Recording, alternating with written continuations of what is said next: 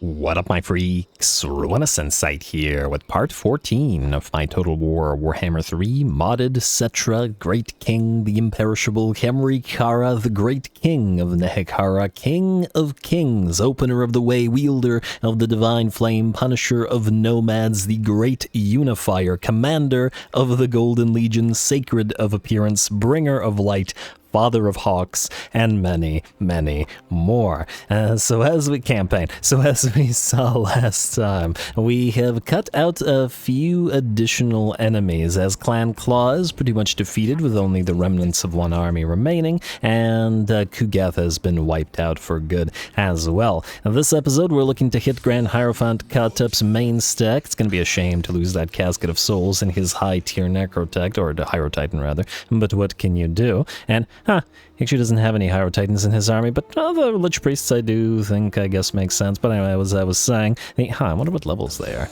I can't, there's no way to...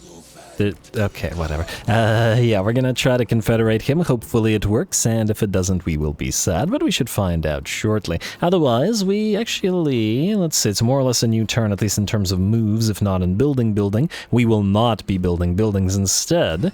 We've been saving up. We're going to awaken a new dynasty. Army capacity +1 unlock. There goes the majority of our canopic jars, but what can you do? It's worth it. The thing that we want to do here is get a new lord up and running real quick. Anything interesting here that we might want for the future? Venerated Priest, Guardian for Lord's Army. It's okay. Frankly, that might work decently well with a pile of heroes, but I don't think that we care that much about it. If we could get these guys starting at rank 15 or whatever it is for the additional research rate, that might be better, but I don't really care for any of these. Let's just get this Venerated Priest guy for now, and then we'll use him as a recruiter. You can go into Canopic Jar Hoarder. Attend Me will increase recruit rank and local recruitment capacity, so we'll do that as well. Go Control, Attend Me, and then this also increases recruit rank, but we won't have enough points to get towards it. It's a temporary lord after all anyway. And then there is, I guess, nothing important here. Well, let's start you leveling, I guess, for something.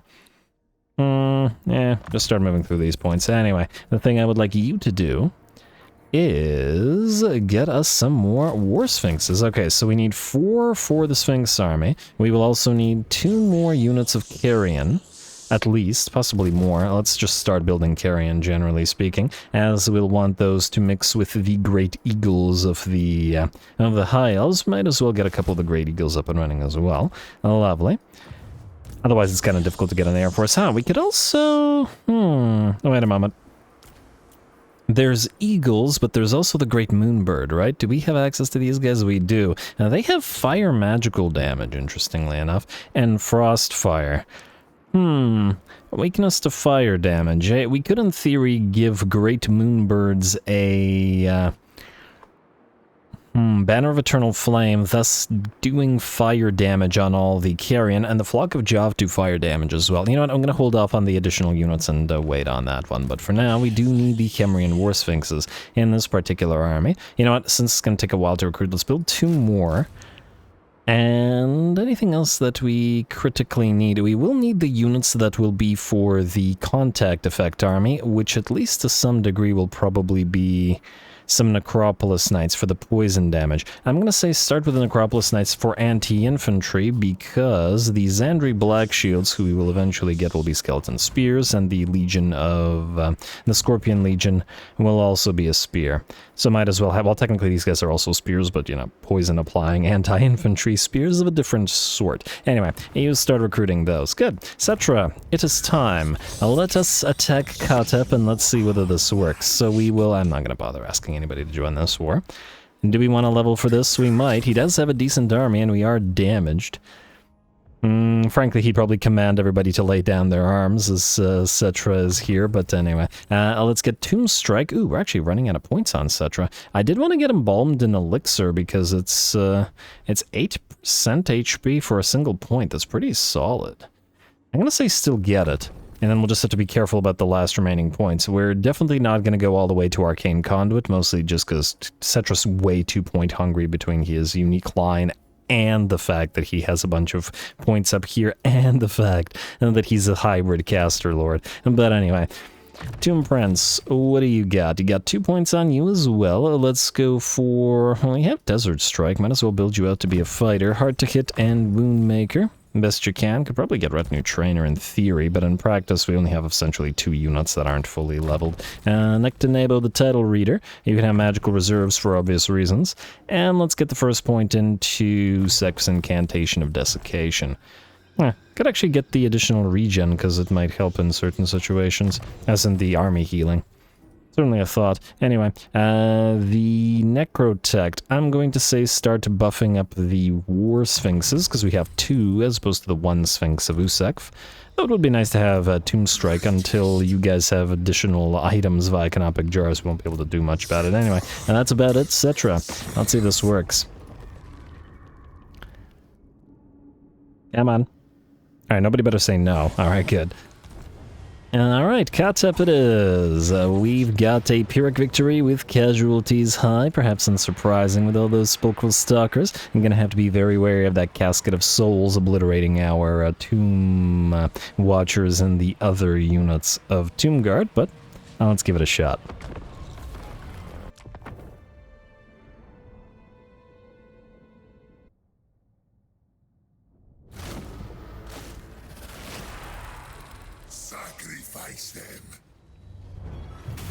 Alrighty, sacrifice them, including Khatep, maybe? I don't know, but anyway, here we go. Khatep's got 6 of the Sepulchral Stalkers and a Hyro Titan, honestly the kind of army I would build, so definitely credit to him. Anyway, Settra's gonna move forward by himself, gets hit with 2 Spirit Leeches and then a few Shem's Burning Gazes, along with fire from the Sepulchral Stalkers, as well as both of the Caskets of Souls. He does take about 30, 40, 35% of his HP in damage as he moves on forward, but I'm sure he'll be okay between his regeneration and potential healing potion, should he need to. He's first going to move towards the enemy Casket of Souls, but frankly it's probably going to take a while for him to deal with these things, rather than do his whole chariot deal, especially if he gets gunned down by the Sepulchral Stalkers, which are definitely going to be dangerous.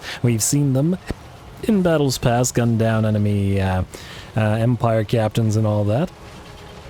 And so Settra is going to be somewhat vulnerable, but only for a few seconds as our Sphinxes make their way forwards. The 2 War Sphinxes accelerate to tie up both of the units of Sepulchral Stalkers, allowing the Sphinx of Usekf to move through the center of the enemy line and head directly for that Casket of Souls, dishing out roughly half of its HP with a first swing of its massive arm blades. And let's see, 737 damage, pretty good. Khatep in the meantime has been engaged by Settra, who's healing up now, while Khatep's lost about a quarter of his HP. And of course stands little to no chance in melee against Settra, or really against much else, to be perfectly honest. The first of the Casket of Souls drops, unfortunate, simply because I would have loved to have taken it for ourselves, but all good, while Khatep is down to half and is pretty much doomed already. A Skull Storm comes down on a blob of enemies, where our essentially heavy chariots at this point are moving through the enemy lines, while our heroes have closed the distance with more Sepulchral Stalkers, such that they can hopefully deal with them.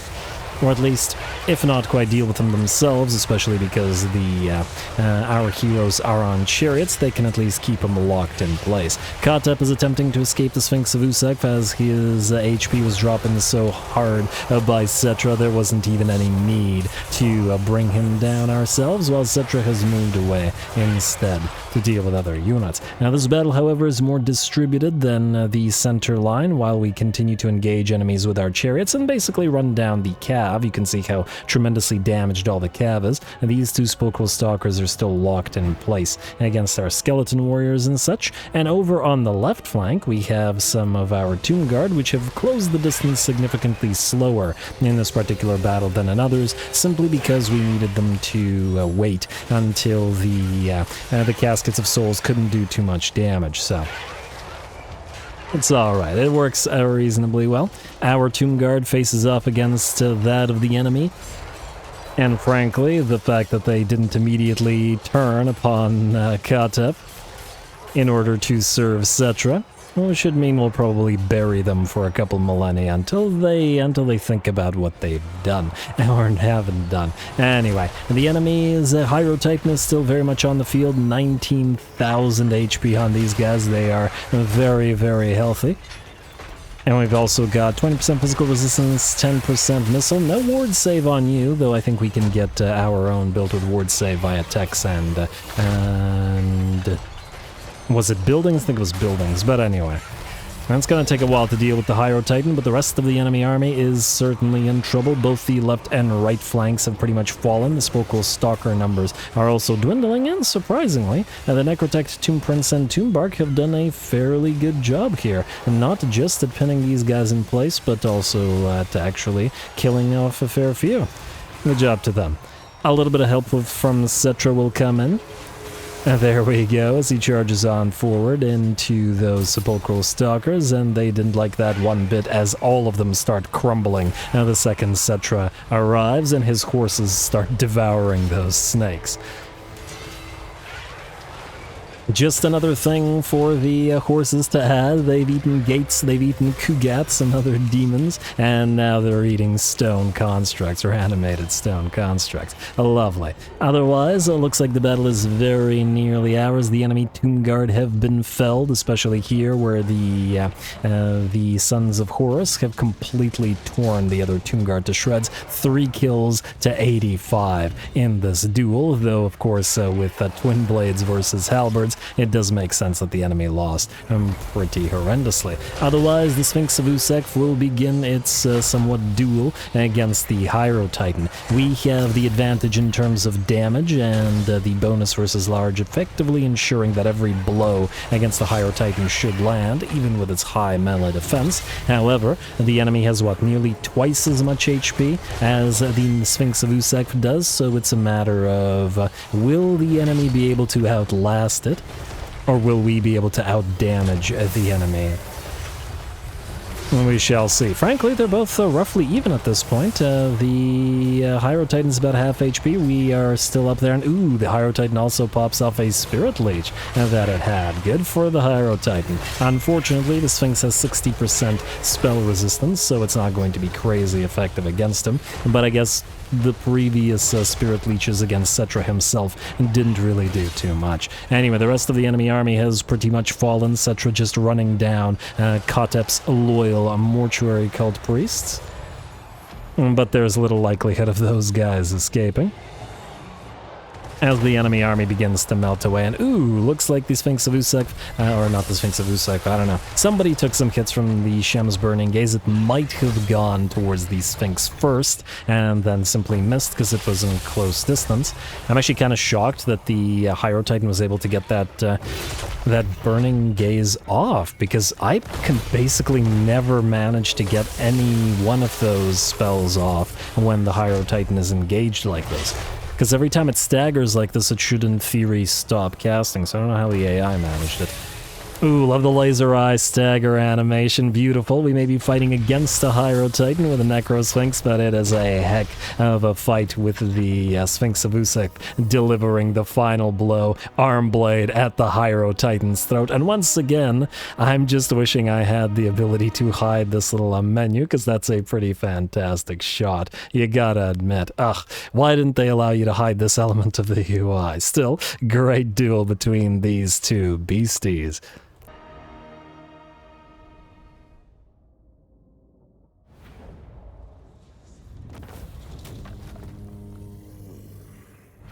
Alrighty, there we go. Khatep, or at least Khatep's army certainly gave us a fight, but this was a good example of seeing the sort of fragility of the Sepulchral Stalkers. Obviously, the AI isn't going to be able to use them like a player is, and is not going to be able to play around the fact that they are fragile, if extremely versatile. I was quite impressed with the enemy Hydro Titan, perhaps unsurprisingly, but 16,000 damage on it, 4,000 damage dealt. belt has gold value as well. It nearly killed the Sphinx of Usek while fighting a bunch of other units at the same time, and the Sphinx of Usek is an anti-large specialist at that, so yeah, and these guys are insanely tanky, and of course they have a lot more HP than the Necrosphinxes do, but still, it's pretty darn solid. Anyway, let's see if this worked, shall we? Will Khatep confederate? If, well, I guess we'll occupy, and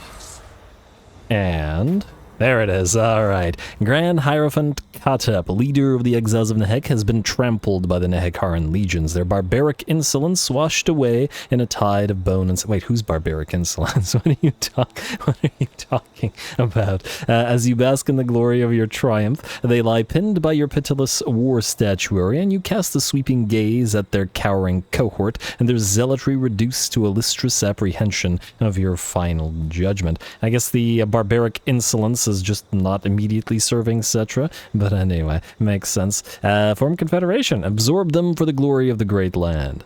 Banish again, entomb this insolent fool and let the dunes claim their ilk. Regardless of that probably being what Settra would do, form Confederation. Alright, let's see what this does to the armies. I'm most curious about that. Alright, so defeated Hierophant Khatep. Ooh, yay, Deserted Sandstorm attrition immunity. Whoop-de-doo. But the Winds of Magic Power Reserve capacity plus 10 for faction wide is pretty neat. Chalice of Malfleur. Oh my. Plus 500% healing cap. Settra, you are now invincible.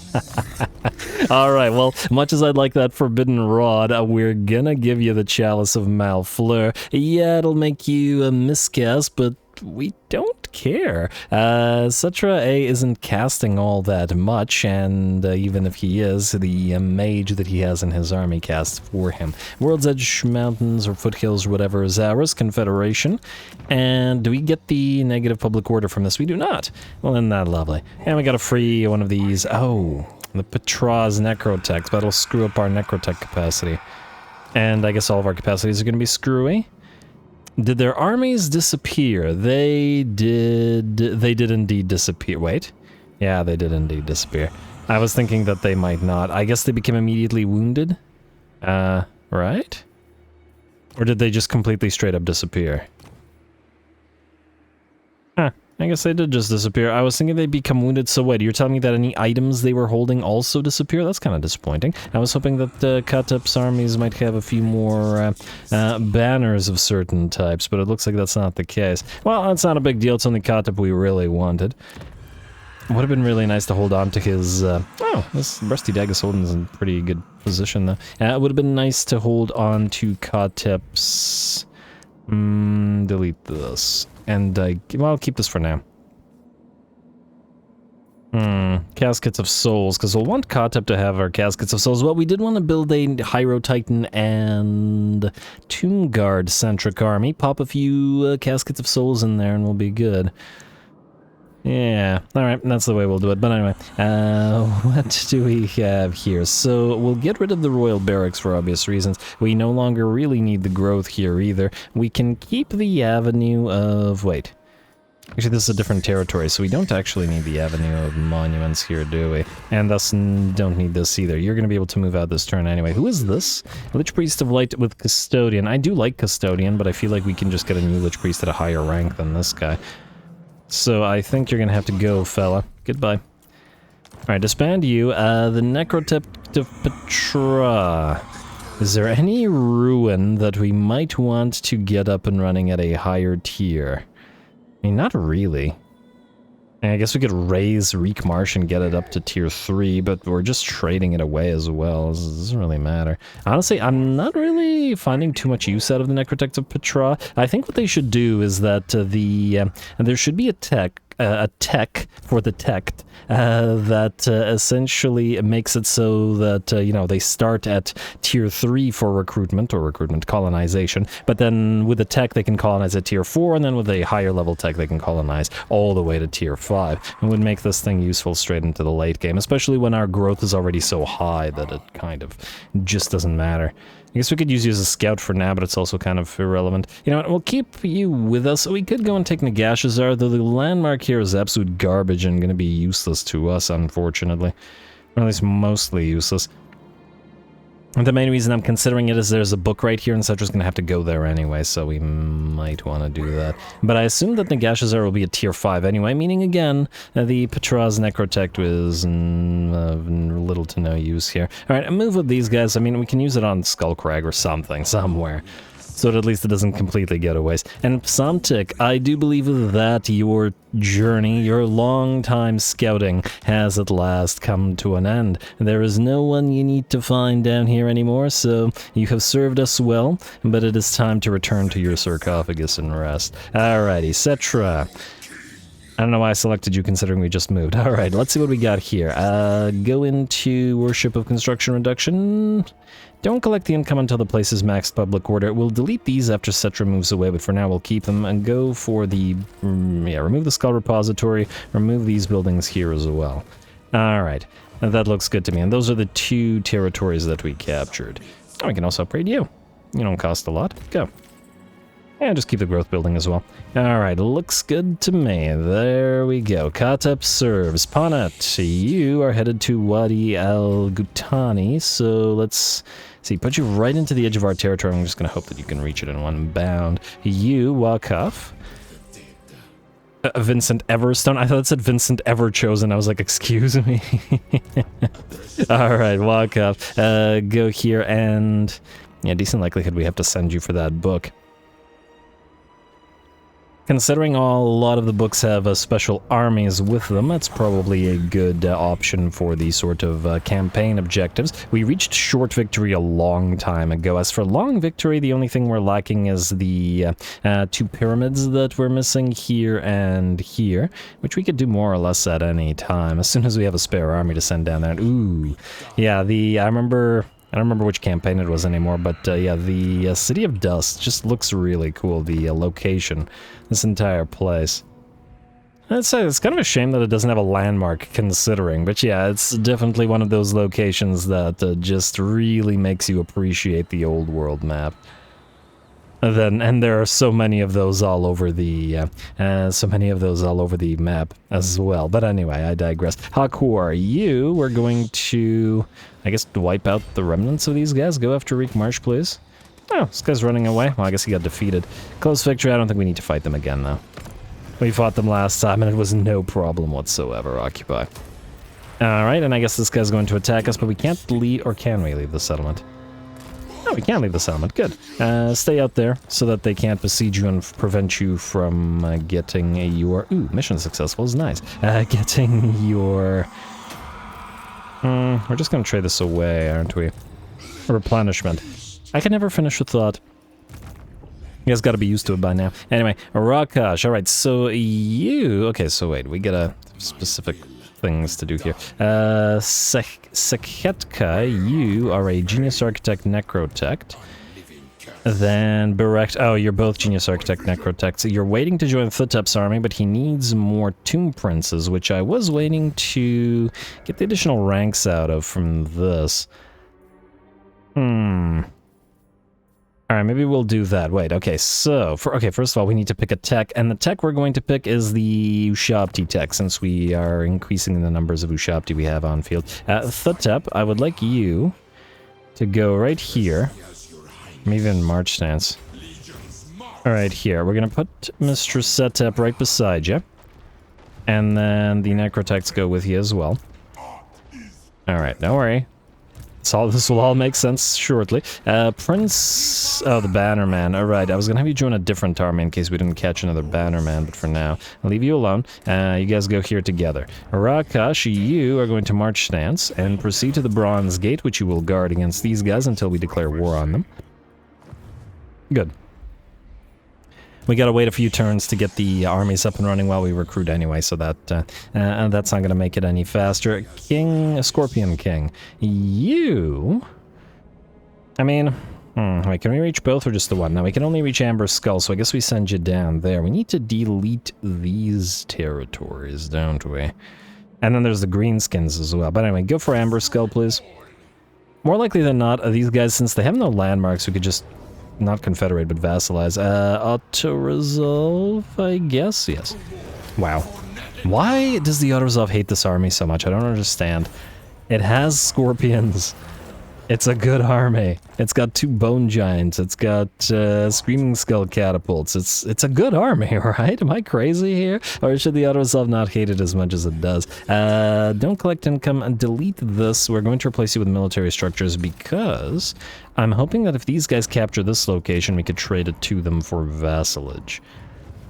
Or rather than move down there. It's not like we really need the territory, you know?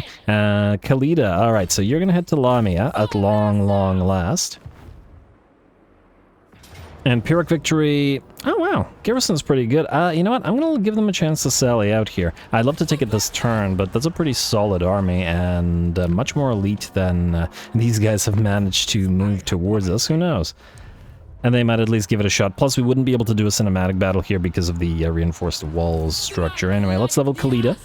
As if they're going to sally out. If they're going to sally out, then we shall have ourselves a nice fight. Now, we have Dune Rider, which buffs up all of our snakes, which is good. Technically speaking, we'll want to buff the Bone Giant as well. And that's Blessing of the Asp. It does run out of ammunition by itself, but I do want Desert Strike for Khalida herself as well. All good options, to be perfectly honest. Let's pick over my dead body for the additional speed. I just can't say no to speed. Tomb Prince, you are heading towards Air Command Persevere for that additional melee defense, should we desire to keep you in your current state. You Necrotect. I guess we'll want you to empower the Tomb Scorpions, and can you empower Bone Giants? You can. Oh, the extra missile damage. Alright, fine. Yeah, alright. Let's start moving through these. Admittedly, I did also want We Are the Elite for the little bit of missile resistance, but it should be okay. Alright, empower the Titans, at least to start, and then the other Necrotect has Spring the Trap. You can empower the Titans as well. Beautiful. Alright, lastly, the Lich Priest. What do we have here? You were going through Onslaught. Let's continue to do so. I don't really use Assyrian's Incantation of Vengeance. Yeah, it's damage, but it's also quite costly. And we have other stuff to cast. Probably the last of the spells that I would generally be casting. Anyway, Khalida, did I build siege equipment for you? I did. Okay, whoa, I did it. Yeah, but I did it the wrong way. I built 1 billion rams and not towers. Alright, let's go. 1 ram and towers instead. That looks good to me. Alright, let's hope they sally out. King Lamazash, you, and I still don't know who to delete to get that mage up and running, but keep going. I guess we could just temporarily delete one of the skeleton archers, and if we can, or if we need to get them back later, we could just get them back. It's not like it's going to be difficult to, you know, re-recruit a single skeleton archer. Yeah, let's do that. It feels wrong to have no mage in this particular army. Let's go, and then pop the light mage, our first and only light mage in here. Not of Amantok for the range army, though. Alright, King Alcazar, you are going to, well, Settra. Okay, well, actually, that's a question. Settra wants to go here. Oh, but we want to get rid of that Necrotect. We could send Settra down to Misty Mountain and said, oh, it's going to be... Huh. Although, them sallying out might be an interesting... You know what? Yeah, let's besiege that. I think that'll be fun. You go here. What are you missing, by the way? Oh, I didn't get you your mage either, did I? Oh, I'm stupid. Would it be faster to get a mage here? No, I don't think it would. You don't have a mage. No, you do not. Alright, let's get a mage. Lich Priest stuff. Oh, right. Wait, where are the extra capacity coming from? Who is this? Oh, you gotta be kidding me. So the mages that Khatep was using in his own army did survive. And they're just being useless here. And then this is another Lich... Okay, so he has 3 extra Lich Priests and is screwing over our mage ability. Well, that's just tremendously rude. Well, scout, keep on scouting as one does. Okay, you're gonna be moving for a while, though. Well, I guess we're just going to have to do this without a mage, then. It is what it is. Can't always be relying on the Lich Priests, on the mortuary cult, as I'm sure Settra himself would attest. So yeah, go here. No mage for you, buddy. Still besiege the Misty Mountain, though. And channel, because it's your only option. You got 1 point available to you as well, though... With your army being incomplete, I'm not entirely sure what, if anything, you will want. I'm not sure that we'll want the Casket of Souls in your army now that I think about it. I might swap that out to Khatep, because he's going to need a couple more. And, oh, don't we have another one coming up in 1 turn? Alright, fair enough. Close, though. Nearly there. Out of this, I guess we want to start moving towards Resurrect. Every single lord does need one of those, after all. Fair enough. We have Master Charioteers. We're definitely keeping Tomb Guard, so let's go for Sun-Scorched Bones, because this guy, funnily enough, buffs in his own army Tomb Guard more than he does buff Chariots. Well, maybe not more, but at least equally. And I do like the additional speed on the Tomb Guard as well. Another place where it might have been nice to have that special Necrotech that I've been wanting since the start, but haven't been able to get. Do we just delete you? How much do we care about this? I was gonna say mill another Necrotech because we don't have money, but whatever, we'll just wait until next turn. It's not gonna make any difference. I don't think we're gonna get the special Necrotechs back, to be honest, considering how long it's taken. Intef, I was gonna pop you into Qatar, but now we'll take it a tier 3 anyway, meaning you're also useless. You know what? You're actually fairly far down here. I mean, I guess we could use you on, like, White Palace or Gateway of Eternity or one of these others, in theory. I don't like the fact that you're using up capacity, but what can you do? Alright, I think we're about good though. So, let us end the turn. Let us see who, if anyone, sallies out. We've got at least 2 locations. Gotta be at least 1, right? Yeah.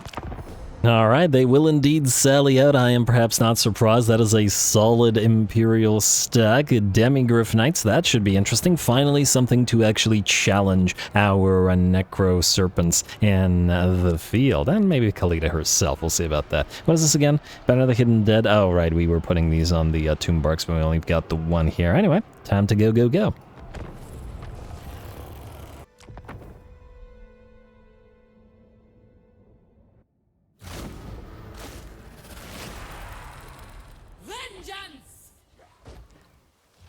Alrighty, here we go. Excited about this fight. We, well, admittedly, probably won't care so much about the enemy infantry, and not even about the piles of artillery. The Hellstorm rocket batteries are free to kill off all of these skeleton warriors of ours. They're irrelevant, and all they'll do is activate the Realm of Souls to power up, or heal up, rather, our piles of snakes. And what I am interested in is, ooh, that was a nice shot from the, why are they milling around? I guess, oh, they're switching positions. Yeah, sometimes the AI does that. Basically, some elements of the enemy army are crossing to this side, and then some are crossing to this side. I don't know why they're doing this. Sometimes the player's units do this as well. When you lock down your units and you try to move them, and sort of switch positions. Not that it's gonna matter too much here. Anyway, I just want to see something. Bone Giant with that one shot delivered 7,000 damage right into the center of the enemy line, attempting, of course, to fire upon the enemy Hellstorm rocket batteries, and there's another one.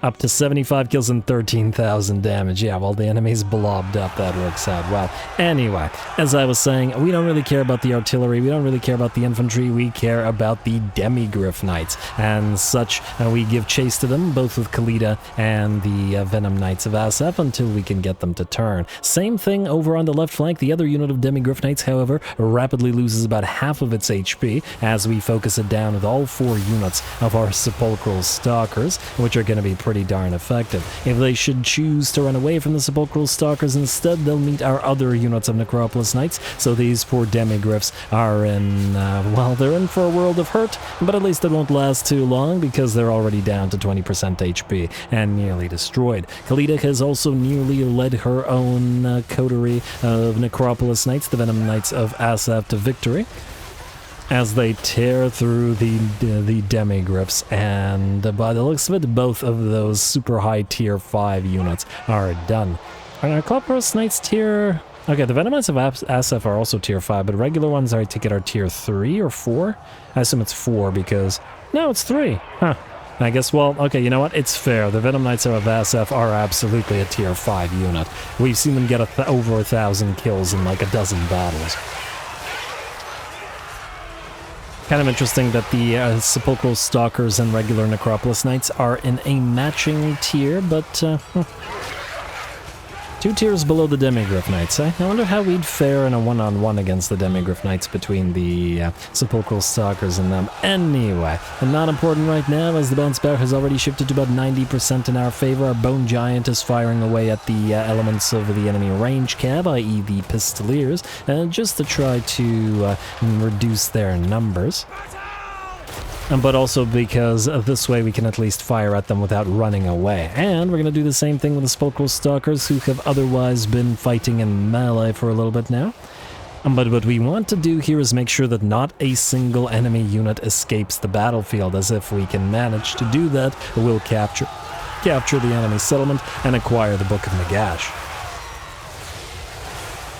And we are pretty adept at this sort of thing. Our Necropolis Knights move at 77 speed, and of course with Strider and all that.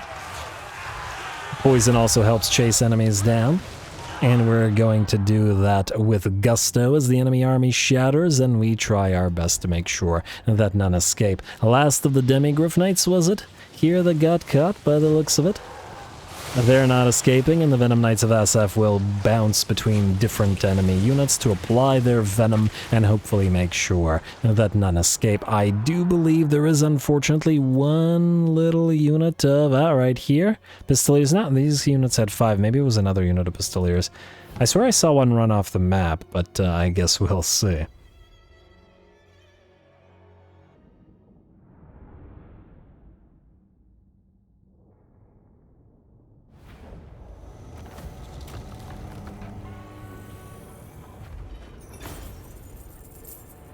Alrighty, there we go. That was pretty brutal once again for the Imperials, and I was a little bit upset that one of the Pistolier units just managed to escape, but then I realized as the end of the battle was loading that there are no Pistoliers here, because Pistoliers are summoned by the defensive structure, and thus they don't actually exist. Therefore, we get to capture this place and not waste a turn, which is quite nice. I'm surprised that this guy didn't come in to help out, but again, maybe he was too afraid to do so. Otherwise, we were able to tear through those Demigryph Knights with our own Knights, and for once, that meant that the units of Venom Knights of SF did not get over 100,000 damage and 1,000 kills, because they were too busy dealing with the enemy Demigryphs. On the other side of the map, our units of Sepulchral Stalkers also obliterated Demigryphs, and certainly showed their dominance there. Sandstone Serpents taking the prize for them, and, well, we only have the one Bone Giant here for now, but it'll change eventually. Anyway, Occupy.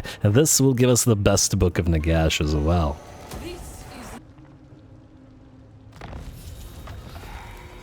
Settlement transfer. You have got to be frickin' kidding me.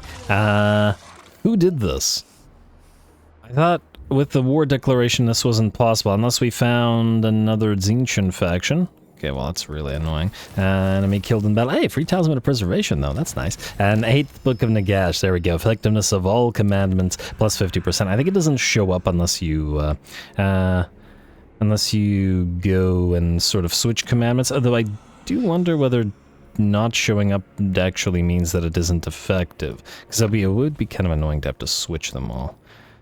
Whatever. I don't care. At least not right now. 8 Books of Nagash and Great Incantation of Tahoth, which we're going to pop off immediately, because that one gives us another one of these Caskets of Souls. Gotta get that thing on cooldown after all. Alright, that's nice. Now, who the heck transferred the stupid settlement? Where are the Tzeentch factions? Warriors of Chaos... Huh. It's not Puppets of Misrule that do it. I wish it would actually tell us who frickin' did this. Oh, Cult of Mirrors, probably them. The one that we're not at war with. You are now... Words of Change, okay, whatever. We are now going to... Oh, hello, wait a moment. I was contemplating... Hello, Library of Horeptus. You guys, don't hate us. Minus 60. I did want a Vampiric Vassal. You have 8 territories. Feels like a lot.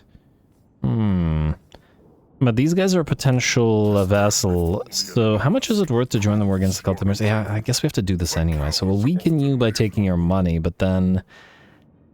maybe we can still get you to become our vassal here.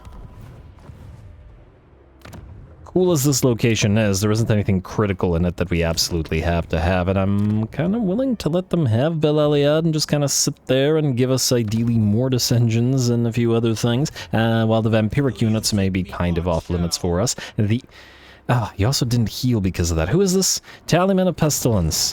Yeah, alright, let's kill this little faction before they declare war. Kill this little faction before they start spreading plagues to our new territories. Exactly what the Tzeentchans want, but at the same time, we can always just, you know, peace out with them if we wanted to. Not that they're a threat to us where they currently are. Kill them. Retake the settlement that we've already taken. Frickin' Tzeentch, man. This is why I declared war on all the other Tzeentchian factions, just to avoid that nonsense. Upgrade this, though. Alright, you, Vincent, I guess I'm doing this out of order, but go to Wadi El Ghutani, and then up north to Jiluk Oasis. Hello, what do we have? Whoa, whoa, whoa, whoa, whoa, whoa, whoa, whoa, what is that? What did I just see? Oh, okay, it's one of these guys. Huh, what if they're... Oh, they're probably gonna move towards taking Jiluk Oasis, eh? Huh. I don't like that. Hopefully they can't reach it in one bound. But we shall see. For now, I'll resolve this. And we'll just have to keep an eye on more Tzeentchian factions sort of popping up as they do. You can temporarily go for the obelisk just for the additional public order. Alright. Anyway, let's pick a new tech. These are 2 turns again, so we have to do a 1-turn tech. And as for which 1-turn tech, we could start going through all the heralds. I mean, Herald will only empower 1 army, whereas a buff... Oh, you know what? Let's do Hearts of Stone. I wanted that hit points and immunity to flanking for all characters faction-wide. That's pretty good, you gotta admit. I also believe that Khatep's wounded for 7 turns, but we want to have Hyro Titans available for him when he comes out, so let's go 1, 2, 3, 4 Hyro Titans. That should be plenty. 5 feels like a little bit too many. I'll just build 5. We probably won't use all 5 in his army. It's just that I figured that if we put 1 Genius Necrotech, then it'll be able to heal all 5 units. Yes. And it does feel appropriate for Khatep. Too many? Maybe, but they're also extremely slow, so they'll never be, you know, helpful against artillery and things like that. Anyway, you, annoying little faction down here. We're going to besiege you. You're currently at war with the Keepers of the Mountain and allied with the Stone Fangs. I don't know who those are, but we'll ask the Keepers of the Mountain to attack the Red Shield here. Not to confuse you again, this is the Red Shield. Yes, okay. And give us your money while you're at it. We're probably going to declare you as well to use your port to sail out and grab that Book of Nagash. You are going to besiege this. 99% sure they'll sally out because they should, in theory, have a better army than we do out here. Valiant defeat, casualties high, Black Orcs and Biggins.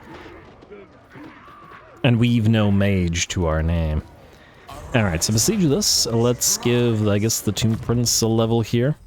You know what? You know what I want to do for these 2 Tomb Princes? Weapons. I want you 2 to get this. Blade of Anturhak, the Hunger Craft. And because they're both on chariots, they're really fragile. Frankly, let's do 3 Blades of Anturhak. Again, we're going to prioritize other things with economic jars for now, but eventually it'll be itemization time. Though we've got some critical items, mostly for Tomb Kings, admittedly, and not heroes, but our heroes continue to grow stronger anyway. A Blade of Anturhak, where are we here? There we go, top. Alright, alright, these were gonna go to Khatep's army, so yeah. You just keep those. Blade of Anturhak, and I was gonna get one of these 2 walk off as well for the hunger. Feels appropriate for him, doesn't it? Yes. Answering my own questions here. You can hold on to the rest of your items for now, but the hunger should be helpful. At least I hope it'll be helpful. Admittedly, on the chariots, maybe not as much as you might like, but anyway, get embalmed in elixir, because you guys are gonna need to be a teensy bit tankier. Settra. You're going for that book, and that book is all the way out here, meaning you need to march stance. What's the fastest way to get here? Back the way we came, eh? Alright, fine, fair enough. Oh, I guess we can keep these for 1 more turn to get Settra the additional movement range then, which is fine. And then, I just deleted them out of here, but, well, actually, Settra will probably move past them. Yeah, he'll move past them anyway, so that was the right move. Good job, Ruinous. Totally on purpose. You have the Ruinous Citadel here, which I'm not so sure that we'll need, but we shall see. For now, we're gonna get those faded Pyramidians. Yeah, we're gonna have to get rid of one of these things. Probably going to be the Necropolis Knights building because it has no real use to us, I would imagine.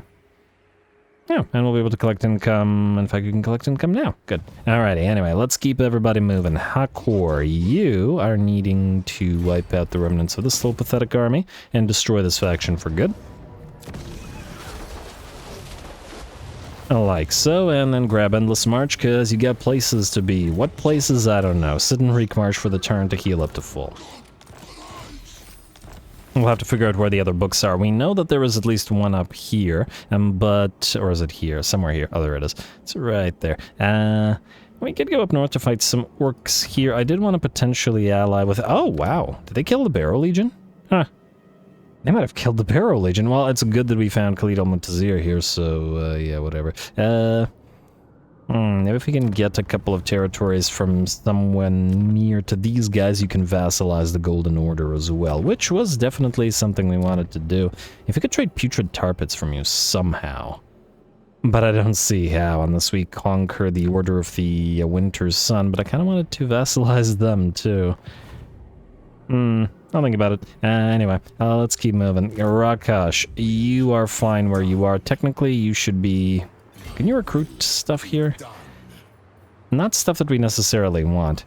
Now, if we have a spare army, maybe we make a tomb fleet with just tons and tons of tomb barks and see how they do. There's support units, so I don't know whether they'll actually be effective enough to take on an enemy army, but I'm potentially at least interested in seeing how that works out, eh? Maybe combine them with carrion? And the birds? The carrion can fly together with the tomb fleet. That kind of makes sense to me. Yes. Anyway, you. Let's see. We needed to... I guess we need to move down here first rather than up here. I'm just going to hope that these guys don't get back up and running immediately. Also, before I forget... Oh, actually, before I forget, do we have access to... Hello! Guardians of the Alabaster Tower are here. Okay, so that's one of the other units that I wanted. Now, this is the unit that effectively stops itself from moving, but gets massive buffs for doing so.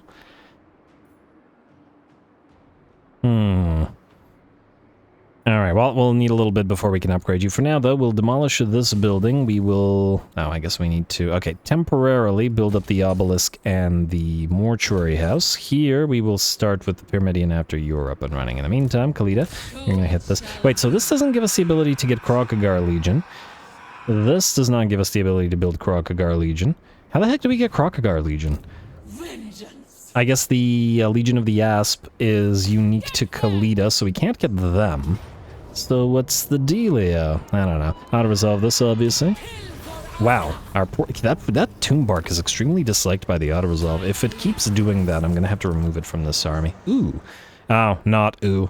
I got excited by the Sundering attacks and weapon strength, but then the Executor causes desyncs, so we can't use it. Anyway, we'll turn it into something else. You can uncollect the income briefly until we better the place, and for now delete some of the buildings, and go into Worship of Construction Reduction. Just like real life. Anyway, Rakash is fine, Scorpion King, you... Oh, right, I stopped you moving. I mean, I guess Khalida can take these two territories and then use global recruitment to get what's missing in her army before going north to confederate/vassalize the Knights of Calador. Maybe fight some orcs and move on to Arbal the Undefeated. Plus, we need somebody to grab the House of Everlasting Life before they do. Huh. Wait. I just realized something. This gives us the Guardians of the Alabaster Tower. What's the likely... Okay, what are the units that we're missing? So, we got the Guardians of the Alabaster Tower, we got the Mahrok Guard. We're missing you.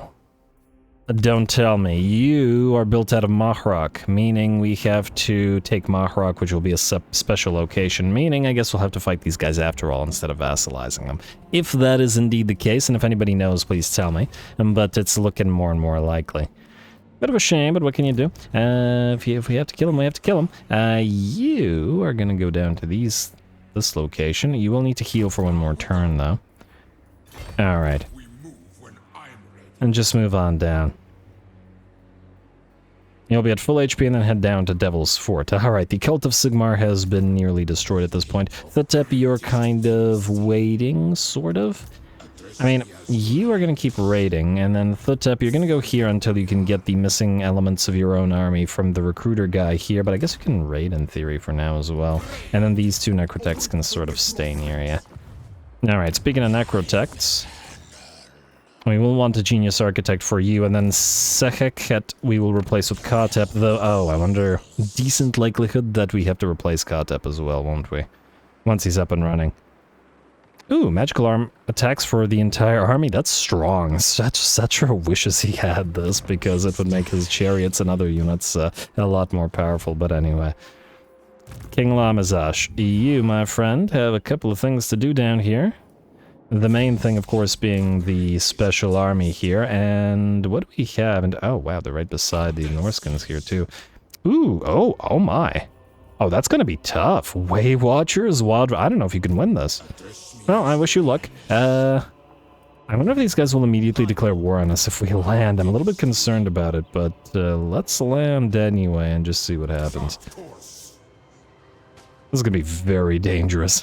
If these guys declare war on us, and these guys do too, and all attack us at once, this army will die. Fortunately, Lamazage is immortal, but the rest of his army we'll have a bad time, let's say. You, new mage, definitely get Disciple of Osirian. We're gonna need the Net of Amantok and the Foz protection here. No doubt about it. I guess we can forego Keeper of Lore and the extra research it offers, but we will get Conflagrant Invocation, as miscast-based chance reduction is really needed.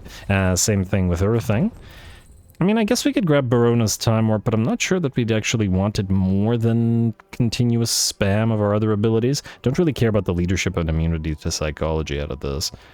I'm gonna say, since the passive is relative... Well, I mean, we should get the passive.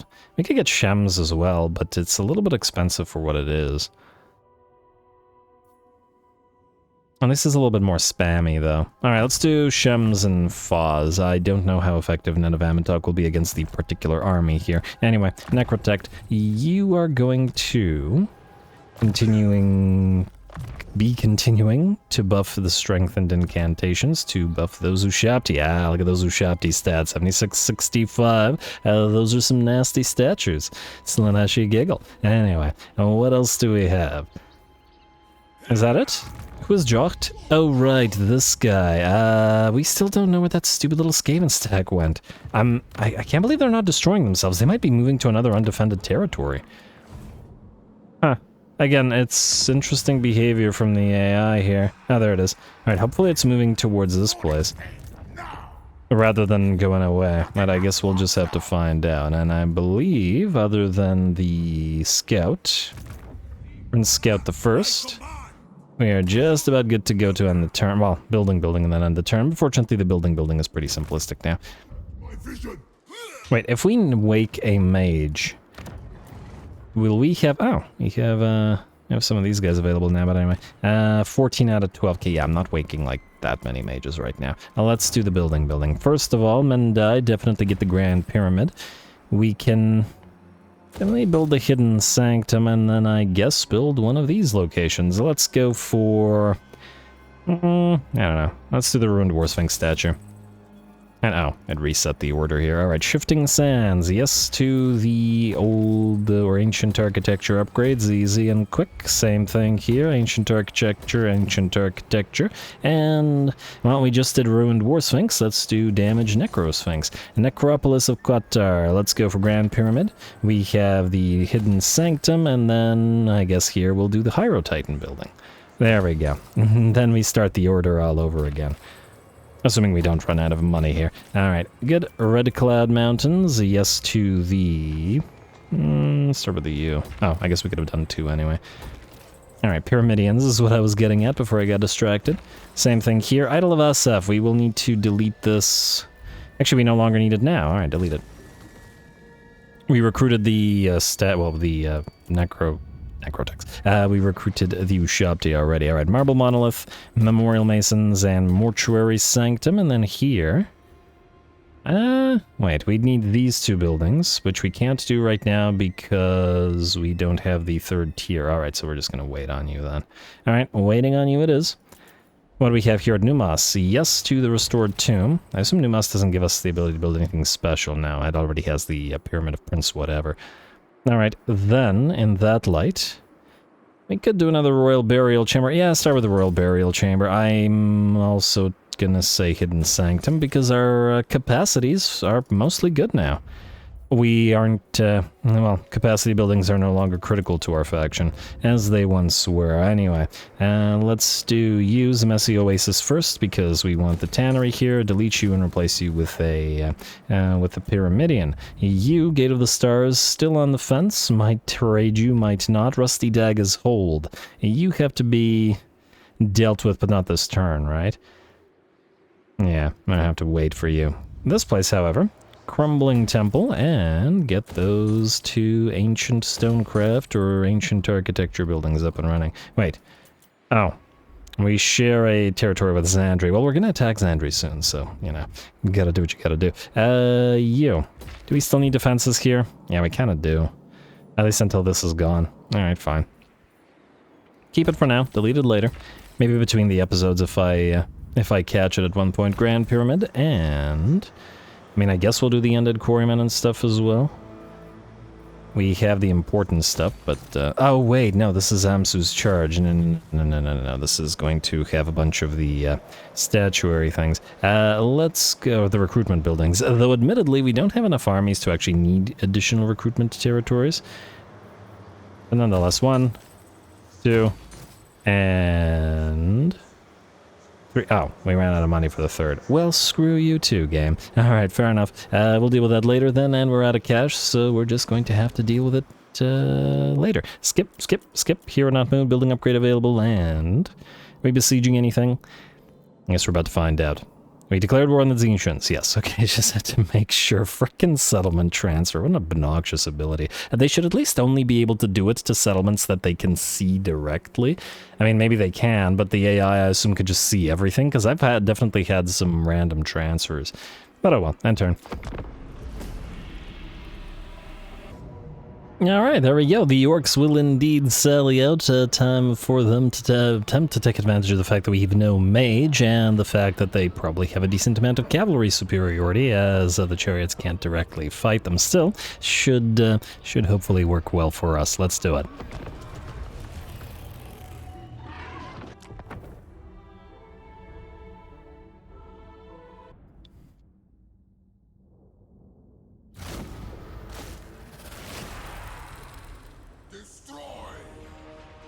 Alrighty, destroy indeed, or at least attempt to do so. Here we go. Deployment-wise, we had to gamble here, as the enemy deployment zone and our own deployment zone is essentially divided in two in this particular map, thanks to the, I don't know, big old valley, river, whatever, and mountain here. I figured that since the enemy had more free space here, that they'd deploy here, and so I deployed to shadow them. Unfortunately, the enemy decided to deploy here instead, in this tiny little area. That said, I guess that means they're just going to have to move towards us, and perhaps that isn't such a bad thing, as they will be locked in this choke point, or this choke point, depending on how they move, and we can certainly take advantage. In the meantime, it's time for our chariots to close the distance. These are the range chariots, so their charge and melee damage isn't going to be quite as devastating as that of Settra's. Melee chariots and with Settra's buffs, but we do have the range supportive fire, and in the past battles it's done pretty darn well, as in we saw them bring down beasts of Nurgle and such, and with that range fire, and I'm interested to see how effective it'll be here. We're at 111 missile strength on these guys, which is pretty solid now, and 4.7 reload time, so it's a near minimum as well. Isn't it lovely? And we're not at max rank, so they might get even stronger, we shall see. Anyway, since the enemy is going to be obliging and moving towards these choke points, we'll just block them both off and we'll see how the enemy wants to move. Otherwise, we're going to send in our 3 units of chariot, Lord and Heroes, the heavy chariots of our army. Now, with the hunger on them, they should be more than adequate for, you know, staying alive, despite being on the chariots. Granted, when blobbed up like this and surrounded by boar boys, they're definitely not going to be able to make the most of those chariots, but it's okay. Man, that shield is like half the size of the chariot, but hey, as long as he's got that shield up, I don't think any arrows are gonna hit him. I mean, look at that. And trying to fire arrows at this guy. Yeah, he's gonna be really hard to hit. Well, his driver's screwed, but who knows? The steed might, or 4 steeds might, and just be working on their own. Anyway, the enemy is moving towards us in a massive blob, and we command this sort of pass/choke point as our Screaming Skull catapults and Casket of Souls, and we'll just hammer those piles of enemies. We also see the HP of the Boar Boys dropping, not so much because of our Lord and Hero there, but because we're using our chariots as range support, not moving in and just letting the blob of enemies stay behind the line of Tomb Guard, who will keep them locked in place for our artillery fire and our charioteer fire alike. And then as needed, we can always charge on in. Lovely. And our chariots specifically are focusing down the Boar Boys, which we can see 2 are basically done and 1 is in pretty bad shape. Huh, wait, what's applying crippled to you? Wait, who has cripple application? Oh, our Lord does. Huh, I didn't even realize that. Interesting. Well, either way, the enemies are not getting through that pile of chariots or Tomb Guard. Some of them are attempting to just escape. And they won't escape out of the other side of the choke point either, as we are moving around 2 more units of Tomb Guard to make sure that they have nowhere to run. Now, the greenskins have been boxed in and will here be destroyed. One massive blob. Oh, if we just had a mage here, we could have hit a skull storm in the center of all this and probably killed like 80% of their army with a single spell. But that's alright. Always fun to watch our Tomb Guard face up against Black Orcs and Biggins alike and still carry the day against them. We do have fairly decent buffs on the Tomb Guard in this particular army, since he is a Tomb Guard and Chariot Lord. Still gotta mix a few other things into this army to sort of make it complete. Just because it's a little bit simplistic to be just Tomb Guard and Chariots, and I don't want it to be too similar to Settra's, though Settra is a highly mobile army, whereas this one is gonna not be as mobile because we actually have artillery to protect. Maybe we'll pop a couple more artillery pieces in here as well. We'll see what we have room for. Alright, either way, the enemy is in pretty darn bad shape now. The bounce power's at about 90%. Our newly arrived Tomb Guard are blocking off the enemy escape routes, and our 2 chariots that don't have the armor sundering on them are back here ready to chase down our foes in melee. It looks like the last of the enemies, Black Orcs and Biggins alike, will shatter, and the kill box sees the destruction of this army, and hopefully the destruction of this army down to a single greenskin, because I think it's going to be very difficult for any of them to get out of here, meaning the settlement immediately goes to us. Absolutely beautiful.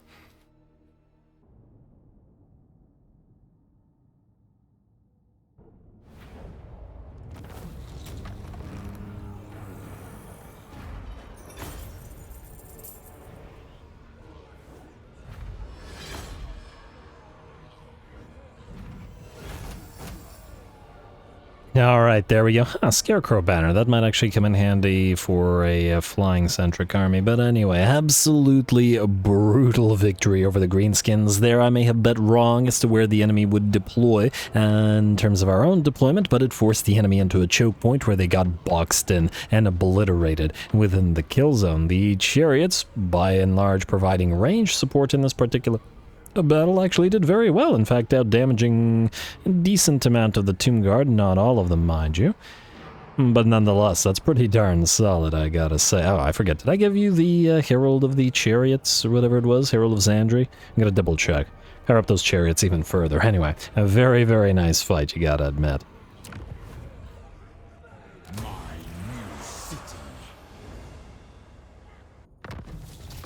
The Bloody Hands destroyed, huh? It's quite interesting the degree to which the sort of meta game on the overworld changes, and depending on where the player is, by virtue of the fact that we destroyed everyone to the south of them, as in the potential enemies, and like Kugath and all of that, it meant that these guys, the Golden Order and the Order of Lore Masters, weren't pressed from the south, and were free to both take out their enemies to the north, or at least not be obliterated by them, and then start proceeding moving southward themselves. Interesting to see. Anyway, King Alcazar, I did not, in fact, give you your additional chariot buff. Okay, so Wounded Patras Necrotect. Wow. Wow. Not only are you useless, at least right now, but at the time when we were going to use you, you got wounded. Ah, amazing. Absolutely amazing. Alrighty, now, out of curiosity, let me just see here. Where is the Herald of Xandri? So this gives us weapon strength and missile strength for the chariots. Ah, but it's the Vanguard deployment for the skeleton chariots that I really wanted. So we're probably still going to do that for you. And we will do it maybe right now, unless there's another significant buff that we will want for any units. More buffs for Necropolis Knights. I think they're fine with that. I would like additional buffs for the Horsemen, but we're not using a crazy amount of them right now, so nothing here is probably super critical. I wanted to use Shabti buff, definitely, because they're a little bit fragile while high damage dealing. So yeah, alrighty, let's do the Herald of Xandri and those chariots, why not? Gotta get through all the heralds after all. I love the fact that that saved you the turn. I don't love the fact that we still have to grab Skullcrag without it being immediately tier 3, but whatever. Alright, and you can keep this for now. A decent likelihood that Settra will be moving through these territories after all. And, oh, actually speaking of Settra, yeah, you go here, through Wyvern Cliffs. And yeah, get the value out of that monuments thing. Also build this up while we're here. Probably could have actually upgraded these while Settra was reducing the construction costs, but all good. He's not gonna sit around for that. Anyway, Panat, you are able to reach Ijiluk Oasis. Yes? Yes. Would you look at that? Anyway, you can... I'm so freaking stupid. And, alright, the giant pile of armies of the Cult of... Alright, I need a minute. The giant piles of armies from the Cult of Mordig are moving here.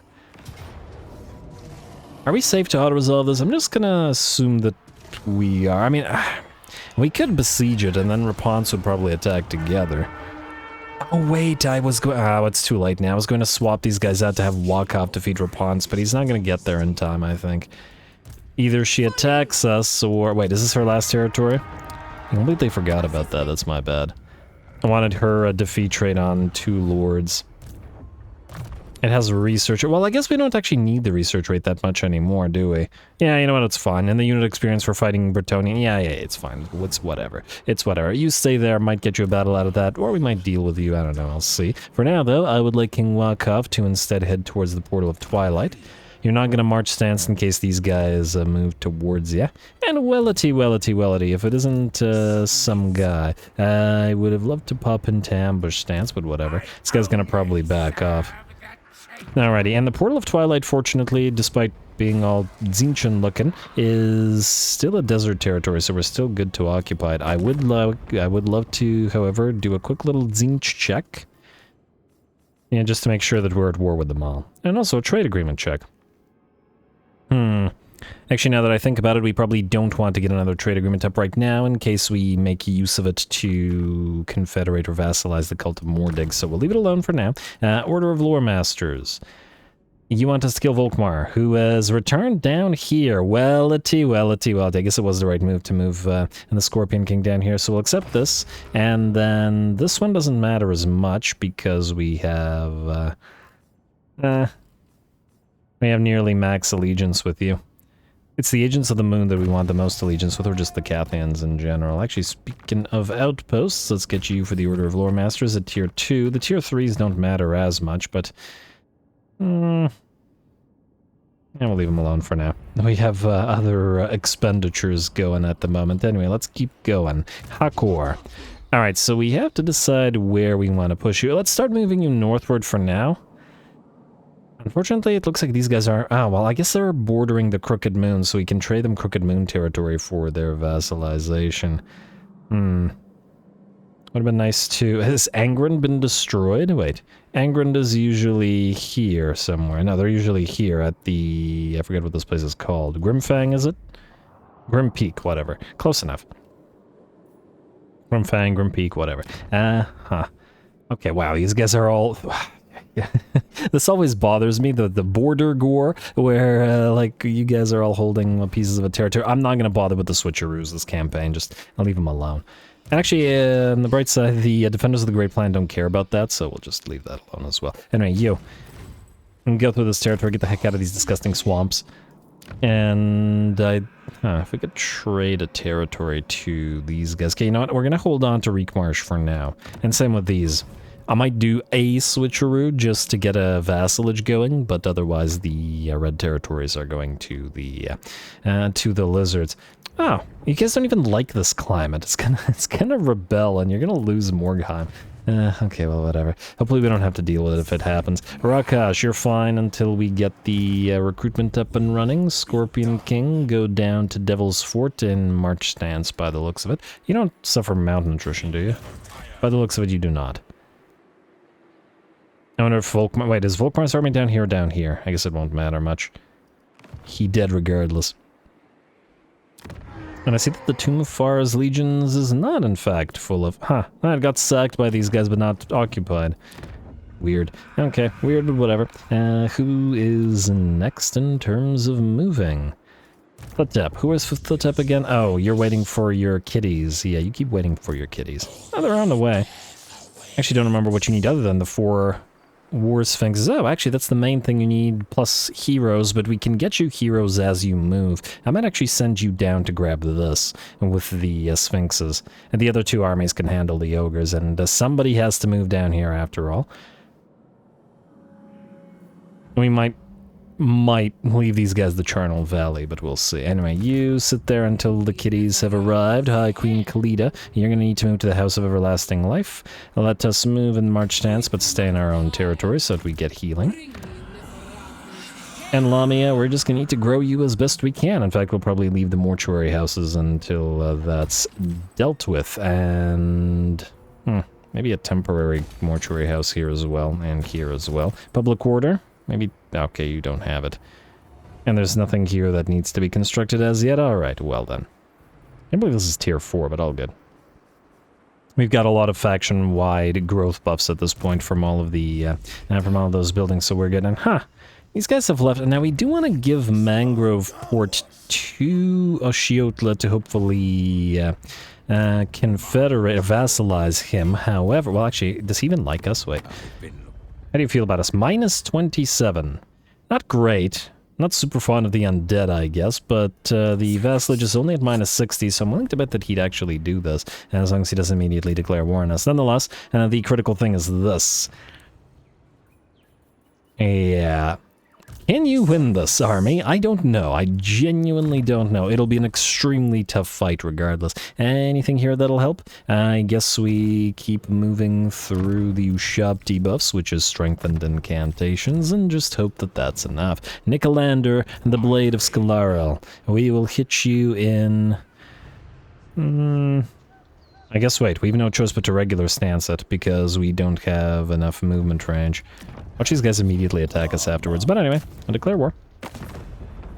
And away we go. And away we go. Thank you, game. Come on now. Allies ever feel... No, that's not... Okay, no, it's not what it looks like, I think. I think they can't declare war. They're not supposed to. I don't think they've actually, you know, devassalized. I swear, game, you don't screw me on this. Anyway, Pyrrhic victory, casualties medium, and we shall see. There's a lot of toughies in here, and the Wild Riders in particular are going to be a massive problem. Their charge is so ridiculous that pretty much any of our units that take their charge is going to be severely damaged. Nonetheless, go.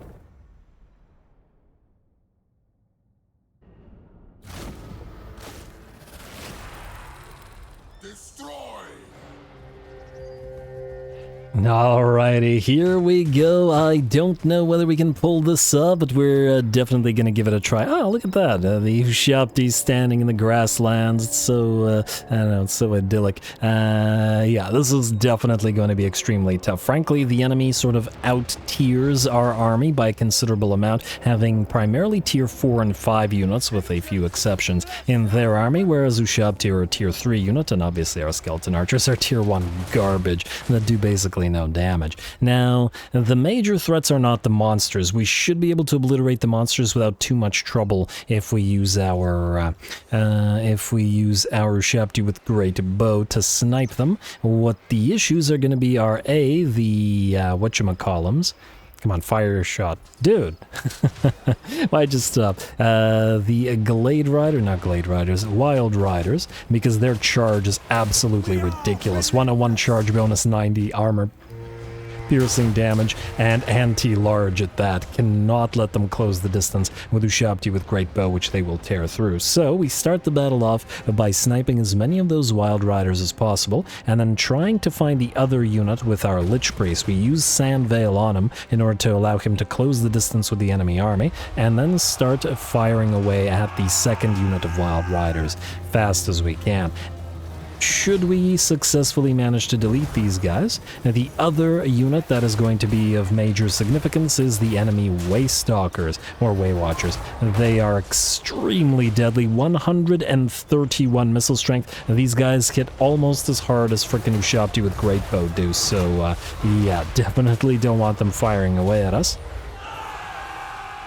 Net of Amantok makes sure that we bring down most of the Wild Riders. They waver and they turn right before reaching us, and now it's time to back off as the enemy Waywatchers and, by the looks of it, Chameleon Skinks are firing away. First of our units of Ushabti with Great Bow have lost a unit and are down by about 30% of their HP. Our Necrotect is also taking damage, and it's now time to reposition. We summon a unit of Skeletons to get in the enemy's way as they approach. Also note the entire enemy army is ultra-high veterancy, as in max veterancy. And hopefully we can tie down as many of the enemy as possible, but again, it's the Waywatchers that we've got to really watch out for. All the enemy units can just distract us while the Waywatchers obliterate us. In that light, we have moved 2 of our units of Ushabti into the forests on the side of the map. Granted, they will travel there slowly due to the debuffs of large units moving through forest, but I'm hoping to get them behind the enemy Waywatchers and then try to engage them in melee. I don't even know if they can, though, because, let me just see here. Waywatchers have 50 move speed, and we have 44, but that's slowed down because of the terrain. I might be able to catch them, depending on if we get slowed down.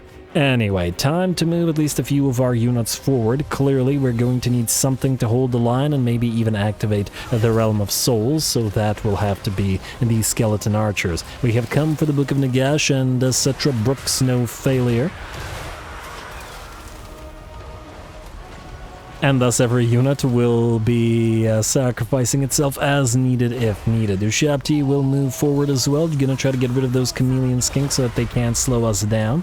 And it looks like the March of the Monsters has begun. We are trying to keep the enemy Temple Guard away from us for as long as possible as well, and by firing our artillery at them, whether it be the Screaming Skulls or the Casket of Souls. If you're wondering why we aren't firing at the units of Waywatchers, other than this one, which is hidden once again, or became hidden once again a few seconds ago, you can't see them, so you can't fire at them, and we don't really have anything in this particular army that can easily or quickly close the distance with those units in order to identify them from us, so that's just going to have to be the Ushabti. Unfortunately, the combination of Chameleon Skinks and Waywatchers is absolutely devastating. The Ushabti are slowed by the poison and have taken half of their HP just trying to close the distance. And another Ushabti drops to that concentrated fire as the Chameleon Skinks continue to back off. Another Ushabti gone, not so good. And the enemy's melee line is reaching us as well as the first of the Temple Guard and Saurus have engaged with the Blessed Legion of Construction Reduction.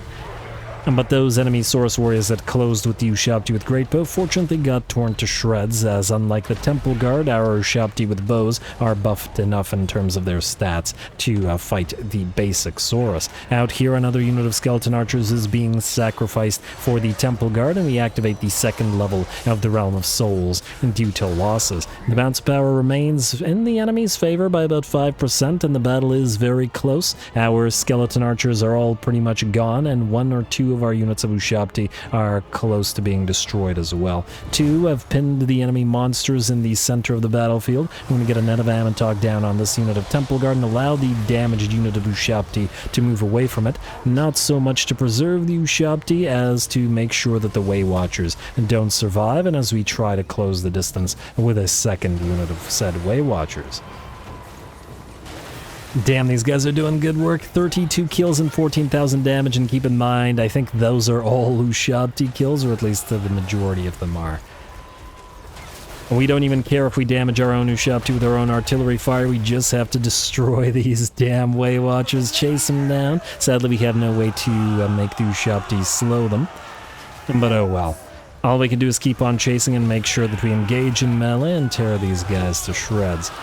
They got a pretty solid defense, 67, 58 posts, wait, that's the Ushabti, what else? 62 and 55, yeah, plus poison on the Way Watchers in melee. They do good. And 83 weapon strength in melee, wow, a moment here. They hit almost as hard as Ushabti do in melee, too. Good lord. 76 weapon strength on the Way Watchers. Yeah, that's an obnoxious and ridiculous unit. And also why I never build too many of them when I play Wood Elves, because it feels unfair. Anyway, the enemy tree man has closed the distance with King Lamia, who is a bow wielder, but he is going to keep the tree man locked in place so that our Ushabti with great bow, at least those that remain, are able to gun him down. Well, to be fair, all the Ushabti with great bow remains so far. One of the melee Ushabti is gone, and ooh, looks like one of our Necrotechs had just got sniped by combined fire from the Chameleon Skinks, and I think it was the Ancient Steg as well. Not so great. On the bright side, our Casket and our Screaming Skulls are still firing away, and we've at least moved the enemy Way Watchers away from our Ushabti with great bow, which are probably the win condition of this particular fight. It just got to keep them alive and shooting. Everybody else can be sacrificed, heck, even the artillery pieces, as they're just not going to do as much damage as the Ushabti. Alright, melee Ushabti have pinned a unit of Reviv Crystal in place, and it looks like a couple more volleys, even if it should hit a few of our own units, it will bring the Basti down. The bounce power has at last shifted in our favor to about 75%. And with both of these units of melee Ushabti running away, pretty much all of our melee units and sacrificial units are gone. Ooh, looks like our Lich Priest is crumbling away with 800 HP. And if he doesn't recover, he'll just crumble away before the end of the day. On the bright side, though, with no major enemy big boys remaining, or enemy Saurus or Temple Guard remaining, our Ushabti with great bow are free to engage in a shootout with the enemy is Ancient Stegodon. And that's a shootout that will definitely go in our favor. Blinded, take cover, discouraged, shield breaker, and dead. And then there was the enemy Lord Nicolander, the Blade of Scalaro. Probably gonna dodge a few hits, but probably not too many, because we're gonna net of Amantog him up and make sure that the Ushabti with great bow bring him down at last. Alright, down goes Nicolander. The balance of power shifts to about 95% in our favor. Our Ushabti, even damaged as they are, continue to give chase to all the enemies, as, well, whatever survives is not going to be good for us. Another unit of melee Ushabti crumbles away, and I think only 2 remain, with one of those 2 also crumbling. But with a decent amount of its units remaining, I think this one's okay. Yeah, okay, this one will come back. They'll stick around the Necrotech. Oh, I thought the battle was over, but apparently not. The Temple Guard and 1 unit of Way Watchers is escaping, having expended all their ammunition and done 22,000 damage. We're just lucky they didn't have more against this particular force. Yeah, they did more damage than our Ushabti with great bow did. Good work to those Way Watchers. Anyway, the Temple Guard remains on field, but by the looks of it, they're just waiting for proximity. There we go. With that, they shatter, and the battle is ours. I was praying that we'd be able to activate the last level of the Realm of Souls to summon another unit of Ushabti on top of the enemy, but alas, we were a little bit short. Would have been really helpful to have been able to summon one of those on top of a unit of Way Watchers. Frankly, it might be a good idea thus to put 2 mages in this army, both with that Vizier canopy thing that lets them summon a second unit. and maybe sort of activate the Realm of Souls as needed. Still, a Pyrrhic victory and the hardest fought battle of the campaign. Ooh, let's see if we survive after this, though, because we're still surrounded by enemies.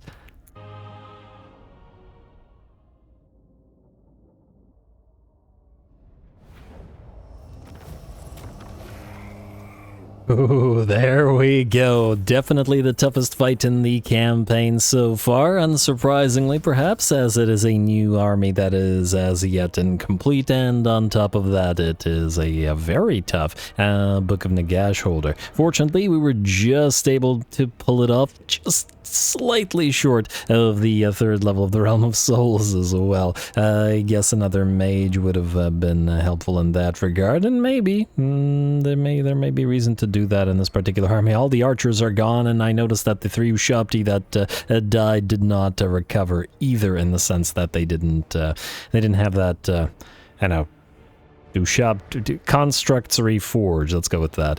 Dune reforging, I don't know, something that helps them come back, but all good. At the end of the day, the army lives to fight maybe another day, depending on what happens with the other enemies nearby. But we got the Book of Nagash for that we came here for. I'd love to take the 5.2k, but I think we need to heal everybody as much as we can, in case all the Norskins bum rush us. Lich Priest of Light, I believe, survived with 100 HP. He was unfortunately just melting away for ages, but we obviously couldn't end the battle until we hunted down as many of the enemy as possible. Bind souls, if you would. Alright, I'm really curious to know where those Norskins went. Oh, there they are. Yeah, this is a good opportunity to attack us there, Norskins. We can't go into Beneath the Sands, can we? No, we can. That would have been lovely in terms of getting to heal, and we can't reach Toltiran to knock him out either. We could, I mean, I guess the best option would probably be to ambush. This might heal us a little bit, but probably not enough for us to be concerned with. If we go into ambush, there is at least some chance that if the enemy should attack us, or Kara's killed him. Alright, one of the Necrotechs died, but that's fine. 6th Book of Nagash. Dune Restoration, yeah. Unlocks Hero Lich Priest of Shadows.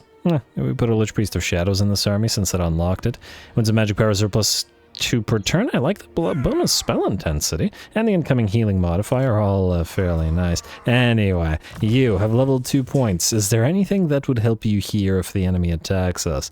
SF still gives us wins a magic power reserve capacity, and we could get some use out of that. We already have Revered Stonemasonry, which is the main thing here. Disciple of Walat does nothing for us. And Casualty or Punishment rate is nice, but it isn't constant, so that doesn't really help us here either, does it?